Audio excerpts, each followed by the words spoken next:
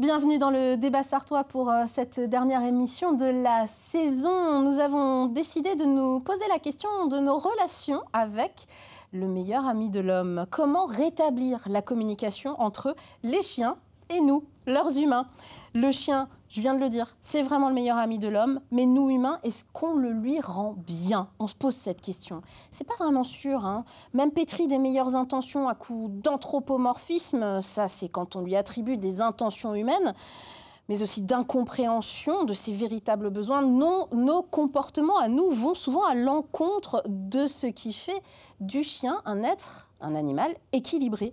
Il suffit d'observer parfois l'agressivité de certains de nos amis à quatre pattes dans la rue, dans l'espace public, et celle de leur maître, qui est souvent corrélée. Il suffit d'observer tout simplement le nombre d'abandons qui augmente, notamment dans les refuges de la SPA entre 2023 et 2024. Ça, ce sont des données tangibles qui montrent que le chien est trop souvent considéré comme un bien, un objet, voire un accessoire de mode et peut-être pas assez comme un être sensible. Alors, il ne s'agit pas de vous stigmatiser, chers téléspectateurs, ou de vous culpabiliser, évidemment, mais de donner des conseils de professionnels pour ne pas arriver à la rupture de la relation entre le maître et son animal. Pour que la vie au quotidien, les sorties, les rencontres avec les autres chiens et les autres humains soient de bons moments et pas source de stress, au final, de mal-être entre les chiens et leurs humains, cette émission vous propose de remettre un peu de dialogue et d'écoute au cœur de la relation. C'est parti pour les conseils de nos experts en comportement canin dans le débat sartois. Émission toujours en partenariat avec Ouest France et à mes côtés Nicolas Carnet, qui est le repapa d'un Golden Retriever, si j'ai bien compris. Tout à fait, bonjour. Il s'appelle comment? Nouko. Comment ça? Nouko. Nouko. Ouais. Et il a 8 ans. Exactement. Et il a l'air bien dans sa vie. Pas mal. À nos côtés, Florence Gorgé de Gambade 72. Vous êtes éducatrice canin. Vous proposez des activités de balade éducative, canine. Vous allez nous expliquer tout ça. Véronique Dubourg, en face de vous, avec qui vous collaborez à l'année. Vous êtes également éducatrice et comportementaliste canin, mais également sophrologue. Et vous allez nous expliquer en quoi cette démarche est intéressante. On peut aller voir votre site internet yeshome.fr. Et puis, sous la table, Yes, justement, une chienne de 8 ans, Shiba. Elle a changé votre vie, Véronique. Je voudrais qu'on commence par Yes, qui est notre invitée surprise aujourd'hui. Absolument, bonjour à toutes et à tous. Oui, Yes m'a reconnectée en fait à cette passion que j'ai depuis l'enfance de mieux connaître les chiens, d'être en leur contact.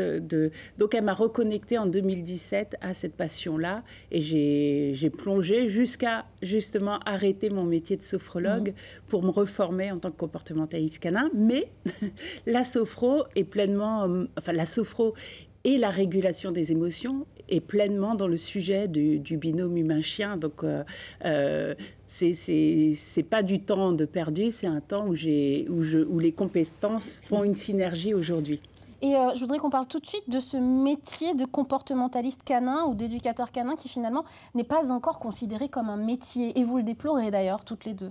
C'est ça, c'est un métier qui peut être exercé, on va dire, par toute personne qui obtient la CACED.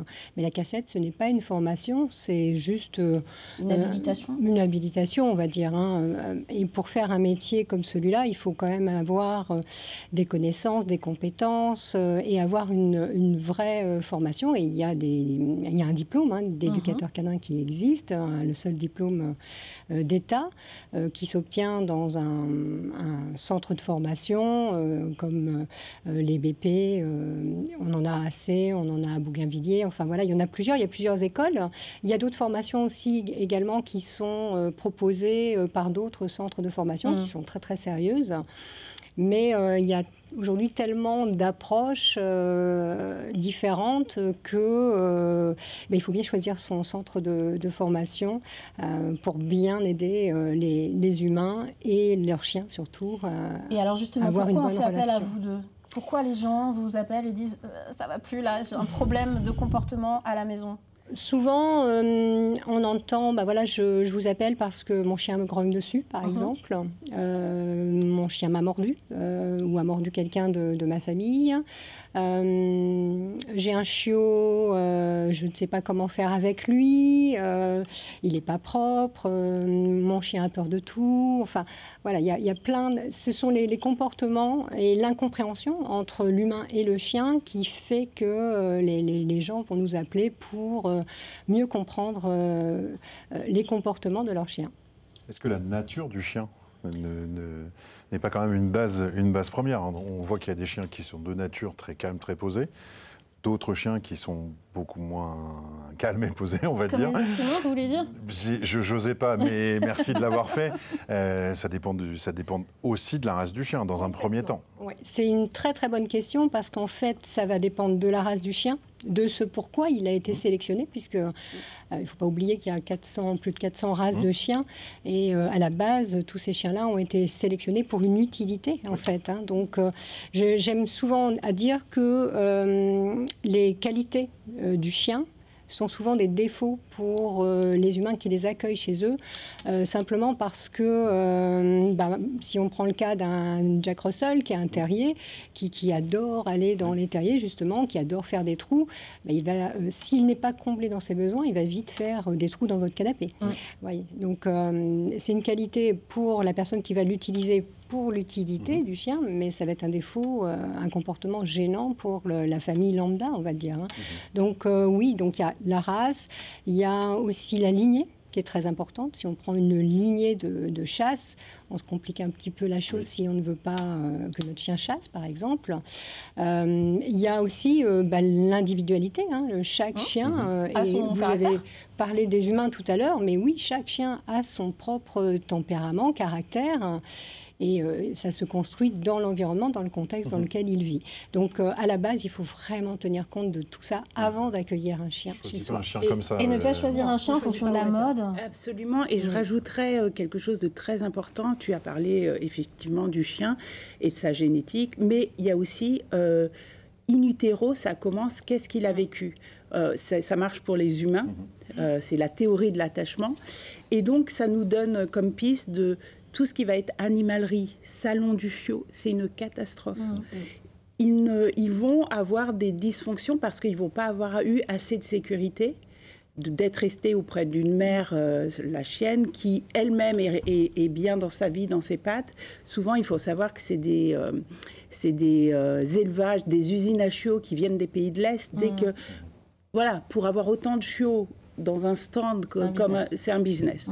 Donc vraiment, renseignez-vous. Il y a des éleveurs qui font un travail magnifique, qui font un travail de sélection, qui vont commencer des chiots à l'habituer au bruit. Si vous prenez un chiot qui a été dans un élevage en box à la campagne où il y avait zéro bruit et que vous allez vivre à Paris 18e, votre chiot va être tout de suite dans une immersion. Il ne va pas pouvoir avoir l'exploration naturelle et grandir. Alors, si on a envie d'aller adopter un chien à la SPA, parce que ça, c'est une bonne action aussi, c'est une bonne idée. La SPA en France, qui a pris en charge 44 844 animaux en 2023.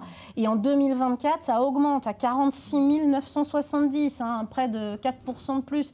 Ça ne fait qu'augmenter. Et pourtant, c'est pas faute chaque année de dire aux gens: ne considérez pas l'animal comme un objet, ne considérez pas ça comme un caprice, ne cédez pas au caprice, vraiment envisagez cet être comme un être vivant, sensible, etc., etc. Mais ils doivent être traumatisés quand même, les animaux qu'on récupère à la SPA, et vous devez les voir, vous, dans vos activités, non? Absolument. En fait, dès que ça a été trop pour le chien, et vous le dites, c'est le mot traumatisé, il n'est pas galvaudé, dès que ça a été trop pour le chien, qu'il a été immergé, il va rentrer dans un trauma. Bien sûr, il y a de la résilience, il y a plein de possibilités. Donc, pour les personnes qui ont ce désir d'adopter un chien, prévoyez du temps. Il va falloir du temps. Parce que le chien que vous allez voir dans le box, ça ne va pas être le chien que vous allez accueillir à la maison. Justement, peut-être que là, dans le box, il est inhibé, il ne bouge pas, ou peut-être qu'il est hyper excité. Et quand il va avoir la sécurité, le lien avec vous, qui se construit, on prend bien, je ne fais pas d'anthropomorphisme, mais on prend bien un congé maternité. Là, il faudrait un congé pour déjà qu'il s'habitue à vous. Et plus il sera en sécurité, et bien sûr, tout ce qu'on enseigne, à savoir être cohérent dans notre communication, remplir les besoins. Voilà, donc c'est une très bonne idée, mais c'est du temps et aussi de ne pas écouter les idées reçues. Il faut que je le domine, c'est moi le chef, je vais mettre les règles dès le début. Tout ça, Florence, je vous assure que ça va saboter votre relation. La théorie de la dominance, et je pense que déjà dans le vocabulaire qu'on emploie, on parle de chien et de son maître. C'est pour ça que sciemment, là, cette émission, je parle des chiens et de leurs humains, pour décorréler le chien et le maître. Cette théorie de la dominance qu'on a intégrée totalement, tous autant qu'on est, vous battez contre ça. C'est ça, on se bat parce qu'elle fait tellement de dégâts sur le lien de construction entre l'humain et son chien. Quand on accueille un chien à la maison, on l'accueille comme on accueille une personne en plus dans notre foyer. Pas comme quelqu'un qui va chercher à dominer, à mettre des règles dans notre foyer. C'est pas ça du tout. Et pas comme un jouet qu'on peut dominer nous. Enfin, parce qu'on dresse un chien. C'est malheureusement, malheureusement, les éducateurs canins, les comportementalistes, les coachs canins, etc., sont mis dans un... Voilà, c'est le terme qui est utilisé, dresseur, parce que justement, ça n'évolue pas assez vite à notre goût, en tout cas, et qu'il y a encore toute cette image de... Il faut éviter de se faire dominer par le chien, alors que le chien, il n'arrive pas dans notre maison en se disant je vais dominer, je vais mettre des règles en place. Pas du tout, du tout. Et on lutte contre ça, mais c'est même celui qui a mis en place cette, qui a mis en place cette théorie de la dominance est revenu sur, il est venu David Mech, il est venu dire stop, on arrête avec ça. Il a réfuté cette théorie de la dominance. On peut trouver, vous m'avez envoyé des liens, donc on trouve très facilement. C'est prouvé scientifiquement aujourd'hui. David Mech, M-E-C-H, si vous êtes intéressé, théorie de la dominance, vous allez trouver beaucoup de documentation très intéressante là-dessus. Il est revenu sur cette idée que finalement ça se passait pas. Et d'ailleurs, donc, il partait de l'observation des loups, mais des loups en captivité. Et avec pas tout à fait des ressources, en manquant de nourriture, en manquant. Donc c'est comme si on étudiait les prisons et on allait faire une étude de comment les humains vivent ensemble. Il y aura vraiment un trottoir entre une vie familiale où il y a de l'amour, de la bienveillance, du respect, et peut-être des prisons où ils sont surpeuplés, etc. etc. Donc voilà, les conditions de l'étude, et je pense que se sont emparés. On vit dans une société patriarcale avec... voilà, justement, c'est intéressant parce qu'on parle souvent, vous parlez des idées reçues, on parle souvent que le chien n'a qu'un seul maître. Est-ce que c'est une idée reçue ou est-ce que ce n'en est pas une ? C'est effectivement une idée reçue. Il vit dans une famille. Et si cette famille, elle est cohérente, si elle a appris à utiliser le langage non verbal, puisque les chiens n'ont pas la parole, enfin, ils ne parlent pas. Donc, eux, pour communiquer avec nous, parce qu'ils communiquent avec nous tous les jours, ils communiquent, ils nous parlent, les chiens. Si on sait bien les observer, si on comprend bien le langage non verbal, et puis un peu de paraverbal, parce qu'on leur parle quand même, nos chiens, c'est plus fort que nous. Et puis on voit qu'il y a de la réception quand même. Et on voit qu'il y a de la réception. Les chiens ont des capacités de mémoriser, d'apprentissage énormes. Et si on arrive à bien les comprendre, oui, on établit. Et il n'y a pas qu'un seul... le chien n'a pas qu'un seul... C'est une idée reçue de plus. Puisque c'est, comme tu l'as dit, c'est un membre de la famille. Et du coup... Vous avez un lien avec vos enfants, avec la tante, avec... Chaque lien est différent, mais chaque lien est vivant et rythmé de plein de choses. C'est absolument... C'est un mammifère social tel que les humains. Nous sommes des mammifères sociaux. C'est le meilleur ami de l'homme. Il n'y a pas de hasard. Alors, est-ce que, pour rentrer vraiment dans le vif du sujet, est-ce qu'on peut être maltraitant avec son animal de compagnie sans s'en rendre compte? Ça, évidemment, la réponse est oui. Mais est-ce que vous avez des exemples concrets de choses qu'on fait mal sans le savoir? Alors, des tonnes d'exemples. Des tonnes d'exemples. Mais on ne peut pas culpabiliser. Alors, il ne faut pas se culpabiliser. Mais on donne des conseils quand même. Il ne faut vraiment pas se culpabiliser parce que je pense que la maltraitance passive, on appelle ça comme ça, maltraitance passive, c'est parce que les gens ne sont pas informés. Bien sûr, les personnes manquent d'informations. Et c'est bien pour ça que je vous ai invité. Hein. C'est bien gentil de l'avoir fait. On vous en remercie beaucoup parce que voilà, et cette maltraitance, alors on va donner un exemple, ça va être le chien qui va avoir un magnifique canapé à lui tout seul, qu'on va habiller peut-être, mais qu'on va jamais sortir, qu'on va jamais balader. Vous voyez, ça c'est de la maltraitance. Alors il a tout, hein, il est bien nourri, les meilleures croquettes, la meilleure nourriture, ça peut être du ménager, il a tout ça, mais il n'a pas ce dont lui il a besoin, parce que les chiens ont des besoins éthologiques. D'ailleurs, le jardin, faux bon ami, parfois. J'ai fait un petit article là-dessus, justement pour dire que le jardin est un faux ami pour le chien, simplement parce qu'on se dit, on a un jardin, notre chien va être heureux, il va pouvoir aller courir dans le jardin. Sauf que dans le jardin, c'est le prolongement de notre maison. Et donc, il n'y a pas de nouveauté, il n'y a aucune nouveauté. Il n'y a pas de découverte. Donc, c'est très pauvre en apprentissage. Comment un chien peut se développer, peut-il gagner en assurance, en compétences, en sécurité, même s'il ne va pas un peu au-delà de ce jardin. Donc, c'est un faux ami pour lui. C'est intéressant, il faut promener son chien, voilà, tout simplement. La balade, c'est important. Et ça peut être trop, là, tu as parlé du manque de balade et tout, mais ça peut être trop, on a l'idée reçue qu'il faut familiariser un chien. D'ailleurs, on va prendre notre chiot et on nous dit, il faut que tu lui fasses voir beaucoup de choses. On a dit que le trauma, c'est quand c'était trop. Trop d'informations, trop d'un coup, trop vite ou trop peu. Donc, le conseil d'emmener son chien au marché, quand il est chiot, c'est trop. C'est trop d'immersion, trop de gens, trop d'humains, trop de bruit. C'est même un petit peu trop pour nous, des fois. Et le chien s'inhibe. Et donc, il ne bouge plus, il ne peut pas intégrer. Et au bout d'un moment, pareil, le laisser caresser à tout va. Les chiens n'aiment pas être caressés. Enfin, bien sûr, si votre chien, là, je retire, je ne vais pas faire... Mais le chien, dans son éthologie canine, la caresse, il ne se caresse pas entre eux, etc. Donc, on a notre chiot, notre chien, et on laisse plein d'humains, les enfants, caresser des inconnus. Et, il est trop mignon. Je suis la première à avoir envie de caresser les chiens que je croise. Ça, c'est pas respectueux. Le chien prend sur lui, en fait. Et c'est pour ça, tu l'as dit en début, qu'on nous appelle après, parce que je comprends pas, le chien a mordu. En fait, ça, déjà, si on disait... Moi, j'ai grandi... Enfin, pas moi, mais Yes a grandi à Paris. Donc, je l'emmenais au travail et j'ai dû mettre des limites très fermes, parce que dans le métro, elle aurait été caressée par tous les humains. Et pour avoir un chien qui est là, OK avec les humains, c'est parce que j'ai mis de limites. Sinon, c'est trop. Et à bout d'un moment, il met sa limite avec son langage canin. Elle a l'air bien, Yes. Elle a l'air pas traumatisée par le plateau de télévision. Elle a la clim, juste un petit filet de clim, c'est très bien. Alors, vous me disiez en préparant cette émission qu'il y avait aussi des comportements liés à l'hyperattachement au maître. Qu'est-ce que c'est concrètement ça ? Des comportements liés à l'hyperattachement, c'est justement le chien qui ne va pas décoller de la jambe de son humain. Et ça peut créer des comportements agressifs vis-à-vis des autres humains dans la sphère publique ? Ça peut créer effectivement une sorte de protection. Soit déjà le chien va vouloir se protéger lui-même parce qu'il manque de confiance, il décolle pas de la jambe de son humain. Donc le conseil c'est quoi ? C'est pas de l'avoir dans les bras toute la journée comme si c'était une peluche, quoi. C'est ça l'idée. C'est ça l'idée. Déjà, on a envie. Les bras, on a plus de stabilité quand on est ancré au sol. Il y a la proprioception qui fonctionne. Donc, porter un chien, déjà, c'est un truc d'humain. Mais le chien, il est mieux au sol.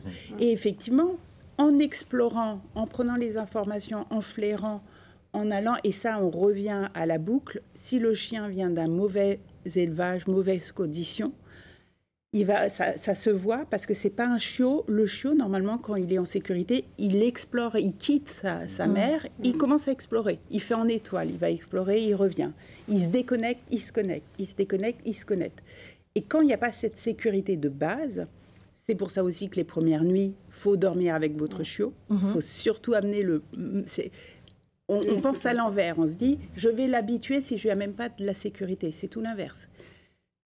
Vous allez le sécuriser pour qu'après, il puisse avoir cette autonomie. Et c'est ce que vous disiez. Du coup, l'autonomie va être l'inverse de l'hyper-attachement.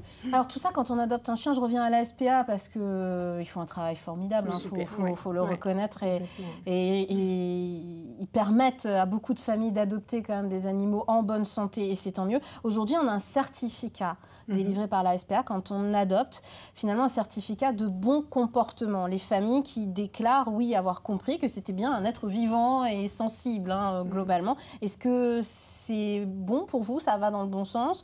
Concrètement, bon, c'est peut-être pas suffisant, mais en tout cas, ça va vraiment dans le bon sens? Alors, ça va dans le bon sens. Effectivement, c'est un papier qui engage un petit peu l'humain et les humains qui vont vouloir accueillir un chien chez eux à prendre connaissance de tous les besoins fondamentaux de cette espèce qui est complètement différente de la nôtre, qui a des besoins totalement différents des nôtres. Et donc, oui, c'est très bien. C'est un premier pas, on va dire, vers éviter les achats compulsifs ou accueillir de façon compulsive un animal chez soi. Donc c'est très bien, c'est un premier pas. Il y a encore beaucoup de choses à faire. Autre initiative publique, je voudrais vous faire réagir. On voit de plus en plus de parcs canins dans les villes, dans les grandes villes. Ça existe un petit peu au Mans, mais dans une moindre mesure. C'est pas génial, ça, pour vous? Alors, pour moi, non, ce n'est pas forcément très bien. Alors, les retours qu'on a sur les parcs canins, moi, j'accueille beaucoup de chiens qui sont allés en parc canin. C'est ce phénomène d'immersion. Ils se retrouvent effectivement lâchés dans un parc, mais pas avec des personnes qui ont des connaissances sur le langage canin et sur les comportements canins. Et pour le coup, dans ces parcs, il y a des chiens qui se font harceler par d'autres chiens et des chiens qui deviennent harcelants. Et ce que voient les humains, nous, c'est pas ce qu'on voit quand on observe ce qui s'y passe dans ces parcs-là. Ils voient des chiens qui se courent après et qui jouent. Et en fait, là où ils voient du jeu, nous, on voit tout un tas d'autres comportements, des signes justement émotionnels, de stress. Voilà, quand vous voyez un chien qui se met à courir, la queue entre les pattes. Alors ça, la queue entre les pattes, tout le monde connaît, mais il y a plein d'autres signaux qui nous font voir que le chien n'est pas du tout en train de s'amuser. Et pour le coup, là, il n'a pas l'espace, même si c'est des espaces fermés un petit peu grands, il n'a pas l'espace pour se sortir de là, d'avoir le choix de dire moi, je ne veux pas de ce contact avec ce chien. À ce propos, au Mans, il y a une initiative. Le maire du Mans, Stéphane Le Foll, a annoncé qu'une grande partie du bois de Changé, à Buis-les-Paux, vous connaissez tous, on va se promener le dimanche, était ouverte justement aux animaux de compagnie. C'est une bonne chose pour vous. Ça, par contre, c'est une très bonne chose. Ça, c'est pas clos, il y a de l'espace. Exactement, il y a de l'espace. Le chien ou les chiens ou les humains qui ne se sentiront pas à l'aise dans cet espace-là parce qu'il y a des chiens en liberté, et on peut comprendre, croiser, ça s'apprend en fait. Nous, c'est ce qu'on fait, toutes Alors les deux. Justement, comment on fait quand on a deux propriétaires de chiens, les chiens qui se croisent, quand ça commence à grogner, quand ils se reniflent, qui remuent la queue et qui partent chacun de leur côté, tout va bien. Mais quand ça commence à grogner, etc., on fait quoi? Qu'est-ce qui se passe? Alors déjà, je m'arrête sur grogner. Bon. On ne punit jamais un chien qui grogne. Ça, c'est la base. Le chien qui grogne, c'est qu'il communique un inconfort, quelque chose qui est trop pour lui, quelque chose. Donc déjà, et avant le grognement, il a sûrement eu ce qu'on appelle les signaux de communication qui vient de Thury de Rugas. Il y a un petit livre à acheter. Elle appelle ça les signaux d'apaisement. Il a peut-être, avant de grogner, tourné la tête, se lécher les babines, il y a tout. Il parle. On l'a dit, il parle déjà. Et arrivé au grognement, c'est que vraiment, il n'a pas été entendu. Et il continue. Et notre réaction d'humain, c'est « oh, tu vas pas grogner ». C'est quand même... Sauf que, du coup, qu'est-ce qu'il peut faire? Là, je ne suis pas entendu alors que je grogne. La prochaine étape, potentiellement, c'est la morsure. Donc ça, déjà, OK, il grogne, c'est juste de la communication. Il faut dédramatiser. Un chien qui grogne, il communique. Et donc, super. Ça veut dire, il communique... j'arrête de le caresser si c'était ça. Là, pour votre question, c'est il grogne. Alors, il faut voir, est-ce que c'est la tension? Est-ce qu'il est en laisse courte? On va éviter les laisses courtes. Vraiment, nous, on conseille, même en ville, vaut mieux avoir une longe qu'on va adapter, parce que tout d'un coup, effectivement, il y a plein de choses, mais qui est vraiment de la détente. Voilà, ça peut être parce que la laisse est trop. Ça peut être parce que moi, j'ai peur des chiens, où il y a eu une altercation et j'ai peur. Et du coup, Là, on a croisé sur le chemin, on était avec Yes, il y a une dame, on voyait que les deux chiens voulaient se rencontrer. Et on a dit à la dame, détendez-vous. Et ça s'est très bien passé avec Yes. Parce que la dame, déjà, elle crée une tension. c'est comme si ça pousse sûr, le et chien on transmet et puis le chien fonctionne par association.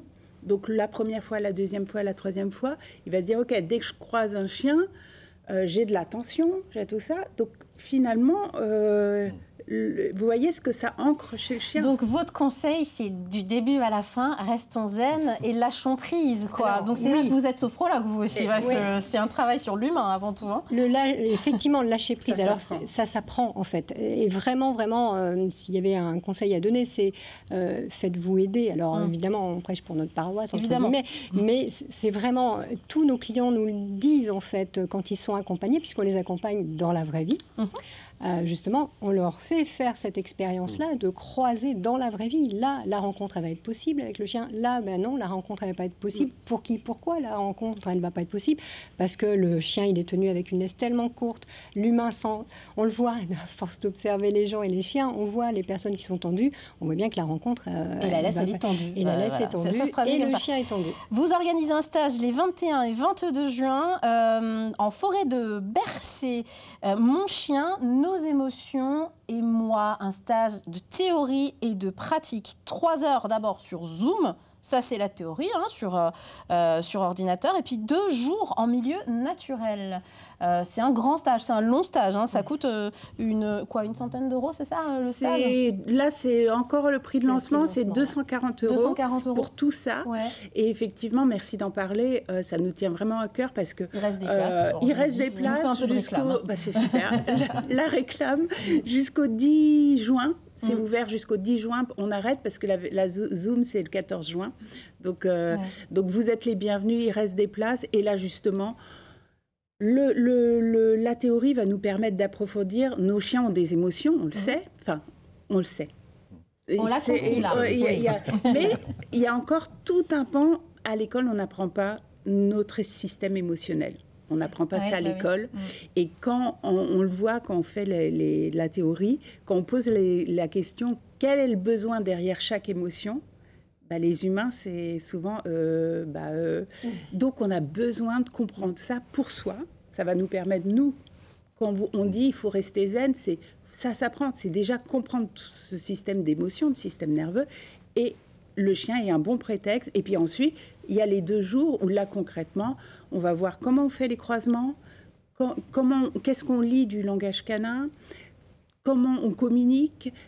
Le groupe va aussi créer une synergie. Des chiens qui étaient peut-être craintifs, à la fin, ils sont au centre du groupe. Il y a vraiment un lien aussi bien avec les humains qu'avec les chiens. Donc, vous êtes les bienvenus. Passionnant. C'est passionnant. Donc, ces promenades, ça va être chouette. En plus, en forêt de Bercé, j'espère que vous aurez beau temps. 21, 22 juin, ce stage, Mon chien, nos émotions et moi. C'est passionnant. 26 minutes, c'est beaucoup trop court. Florence Gorgé, gambade72.fr, c'est votre site internet, et Véronique Dubourg, yeshome.fr. Yes, vous l'aurez compris, c'est le nom de ce joli Shiba, cette femelle Shiba de 8 ans, qui on n'a pas entendu pendant toute cette émission. Elle est zen, elle est là sous la table, elle attend sagement. Merci 1000 fois, on se reverra pour d'autres bons conseils. Cette émission est rediffusée ce samedi 7 juin toutes les 2 heures, et puis dimanche 9h, 11h, 13h, 17h. On se retrouve à la rentrée prochaine avec Ouest France pour le débat sartois. Ouais. Merci 1000 fois Nicolas Carnec de nous avoir accompagnés toute cette saison avec un immense plaisir sur tous les sujets que nous avons abordés. On se retrouve à la rentrée sur LMTV Sarthe. Salut!